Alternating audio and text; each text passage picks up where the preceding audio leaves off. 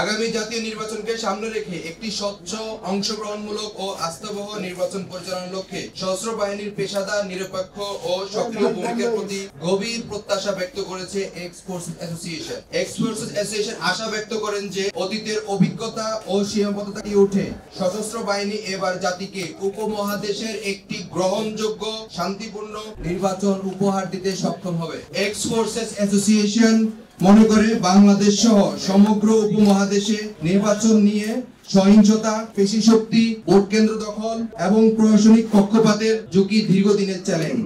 এই বাস্তবতায় x force association আশা ব্যক্ত করেন যে সেনাবাহিনীর মেএসসিসির পূর্ণাঙ্গ ব্যবহার, ন্যায়সঙ্গত এবং জিরো টলারেন্সের মাধ্যমে নির্বাচনের পরিবেশকে নিরাপদ, নিয়ন্ত্রিত এবং জনগণের আস্থার উপযোগী করে তুলতে পারবে। এক্স ফোর্স অ্যাসোসিয়েশন আরো আশা ব্যক্ত করেন যে সশস্ত্র বাহিনীকে কোনো ধরনের রাজনৈতিক ও প্রশাসনিক হস্তক্ষেপ ছাড়াই সম্পূর্ণ স্বাধীনতা প্রদান করতে হবে, যাতে তারা নিরপেক্ষ সর্বোচ্চ মান বজায় রাখতে পারে। এই বিষয়ে সেনা প্রধানের দৃঢ় অবস্থান রাষ্ট্র বিশেষভাবে তাৎপর্যপূর্ণ হবে বলে এক্স ফোর্স অ্যাসোসিয়েশনের প্রত্যাশা।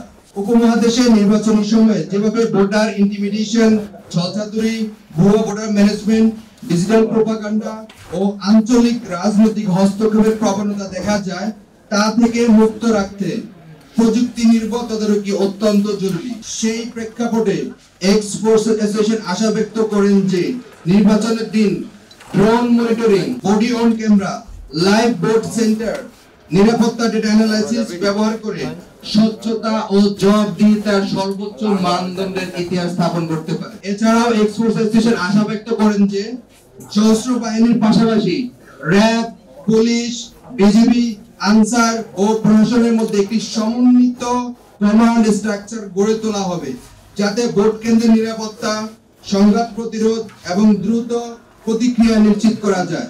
এক্স ফোর্স অ্যাসোসিয়েশন বিশ্বাস করে যে উপমহাদেশের বহু দেশে দেখা গেছে নির্বাচনের পূর্ববর্তী ও পরবর্তী সহিংসতাই ভোট কেন্দ্রের জন্য সবচেয়ে ঝুঁকিপূর্ণ।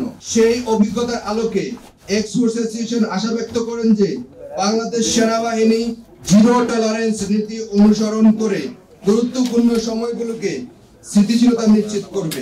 এক্স ফোর্স অ্যাসোসিয়েশন সর্বশেষ দৃঢ়ভাবে বিশ্বাস করেন যে এইসব সমন্বিত পদক্ষেপ গ্রহণ করা গেলে আন্তর্জাতিক মানের, উপমহাদেশের এবং বাংলাদেশের ইতিহাসের সর্বশ্রেষ্ঠ, গ্রহণযোগ্য, নিরাপদ নির্বাচন উপহার দিতে সক্ষম। এখানে আমরা কিছু পয়েন্ট উল্লেখ করেছি যে সেনাবাহিনীর মেএসসিসি ক্ষমতার পূর্ণাঙ্গ, ন্যায়সঙ্গত, জিরো টলারেন্স।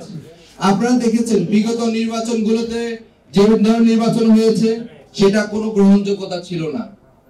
জনগণ যার ভোট কেন্দ্রে গিয়েছে, দেখে এসেছে তার ভোট আগে হয়ে গিয়েছে এবং আগের দিন ব্যালট বাক্স পরিপূর্ণ করা হয়েছে এবং সেই ক্ষেত্রে সেনাবাহিনীর কোনো ধরনের পদক্ষেপ গ্রহণ করার সুযোগ ছিল না, কারণ সেনাবাহিনী সে মেএসসিসি ক্ষমতা ছিল না তৎকালীন সময়।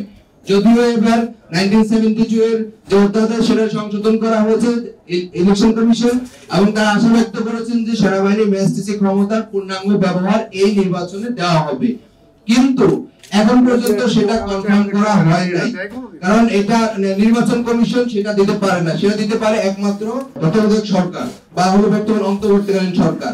তো সেজন্য আমরা একটা জিনিস বলতে চাই যে একটি অবাধ, সুষ্ঠু, গ্রহণযোগ্য নির্বাচনের জন্য সেনাবাহিনীর পূর্ণাঙ্গ মেএসসিসি ক্ষমতা এবং জিরো টলারেন্স নীতি অনুসরণ করা খুবই প্রয়োজন।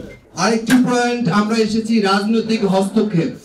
আপনারা দেখেছেন বিগত নির্বাচনগুলোতে রাজনৈতিক হস্তক্ষেপ কিভাবে করা হতো।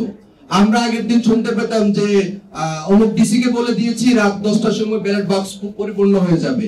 আমরা এক্স ফোর্স অ্যাসোসিয়েশন বলতে চাই যে বাংলাদেশের অতীতে কি হয়েছে সব ভুলে যাই আমরা।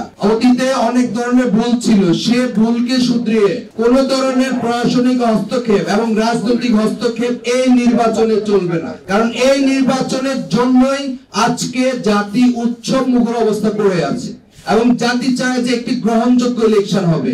আজকে গণঅভ্যুত্থান পরবর্তী যারা শহীদরা যে রক্ত দিয়েছে তাদের রক্ত শুধু একটি কথাই বলে যে আমরা একটি গ্রহণযোগ্য নেতা নির্বাচন করতে চাই, সেটি যেই দলের হোক, সেটি বিএনপি হোক, জামাত হোক, গণ অধিকার পরিষদ, এনসিপি হোক, যে কোনো দলের হতে পারে, কিন্তু সেই নির্বাচনে আমি রাজনীতিবিদদের অনুরোধ করব, আপনারা যদি যোগ্য মনে করেন আপনাদেরকে, আপনারা যদি মনে করেন যে জনগণের ম্যান্ডেট নিয়ে আপনারা সরকার পরিচালনা করতে পারবেন, তাহলে আপনাদের তো কোনো হস্তক্ষেপের প্রয়োজন হয় নাই।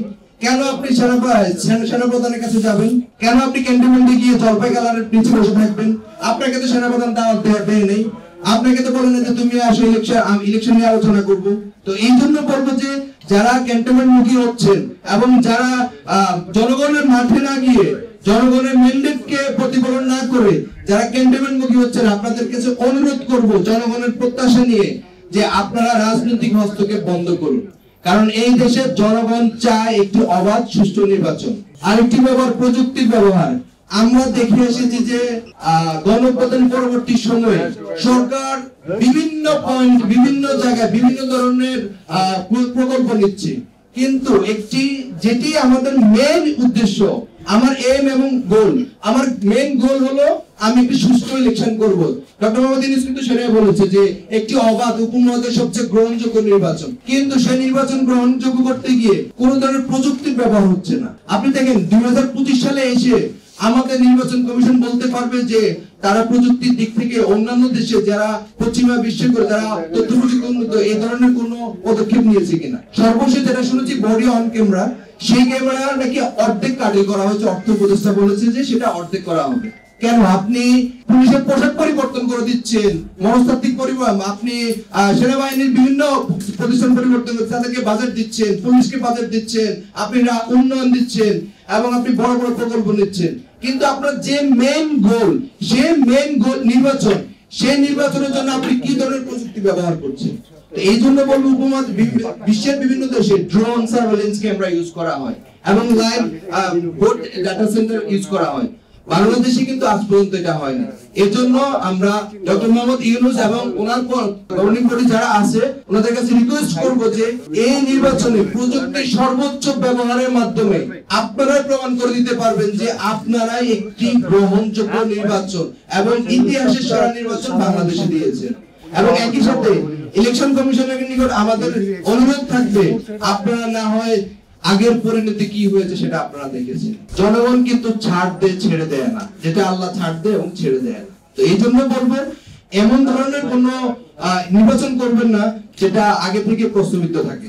লাস্ট আমি একটা পয়েন্ট বলবো, নির্বাচন পূর্ববর্তী এবং পরবর্তী সহিংসতা। আপনারা দেখেছেন যে হলো এখনই নির্বাচনের প্রার্থী কিছু কিছু দলের যে মেরে গুম করে ফেলে দেব, এই ধরনের প্রতিক্রিয়া আসে। তো এই জন্য বলবো নির্বাচনের পূর্ববর্তী এবং পরবর্তী যে সহিংসতা, এটাই হলো জনগণের মধ্যে একটা ভীতি সৃষ্টি করে যে নির্বাচনের পূর্ববর্তী আমি যদি ভোট কেন্দ্রে যেতে পারবো কিনা, সেই নিরাপদ পরিবেশ আছে কিনা, পরবর্তী সময় ভোটটা দিয়ে আসবো আমার পছন্দের মার্কাকে, অথবা যদি আমাকে ফোর্স করা হয় যে অন্য মার্কাকে দিতে হবে, না আমার ঘর বাড়ি জ্বালিয়ে দেওয়া হবে, আগুন দেওয়া হবে। এই জন্য বলবো যে সরকারকে একটি কঠোর পদক্ষেপ নিতে হবে যাতে নির্বাচনের পূর্ববর্তী সময়ে জনগণ আস্থা এবং উৎসমুখ নিরাপদ মনে করে ভোট কেন্দ্রে যেতে পারে, এবং নির্বাচন পরবর্তী সময়ে সেম আমাদের সশস্ত্র বাহিনী এবং আনসার, র্যাব, পুলিশ সবাইকে সমন্বিত উদ্যোগ গ্রহণ করতে হবে।